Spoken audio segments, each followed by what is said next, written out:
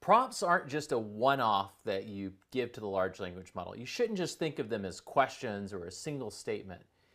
One of the most powerful ways of working with a large language model is to think about a prompt as a conversation. And in fact, you can have a single prompt that represents an entire conversation. And in fact, a lot of what we're going to see when we're working with a tool like ChatGPT is that it's actually turning all of our interactions into one big prompt that it's sending to the large language model. But I want to just take back for a second and sort of take us back a few steps and think about why thinking of having a conversation with a large language model is so important, as opposed to thinking about asking a question and getting an answer, or giving an instruction and getting a result. Conversations are all about refining either our understanding, to build some shared understanding, or to interact together in order to solve a problem.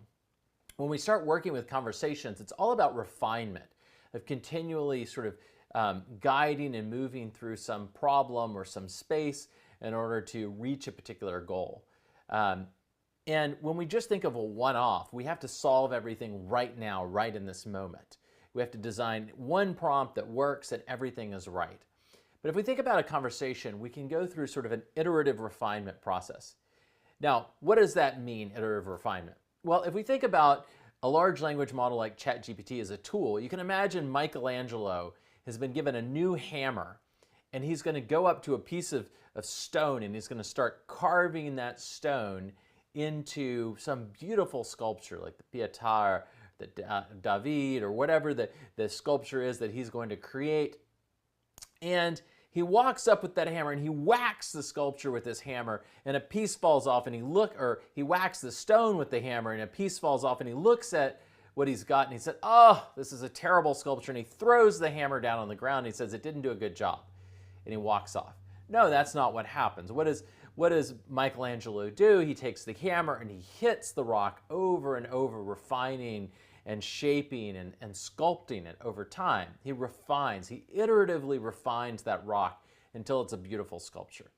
And a lot of what we need to do with large language models is think in that mindset of, it's not about getting the perfect answer right now from this prompt. It's about going through an entire conversation with the large language model that may be involving a series of prompts and the outputs from a series of prompts. And we'll talk about how these things are represented later. But basically having a conversation with a large language model in order to produce an output that we want, or to produce some other interesting product. Now, I'm going to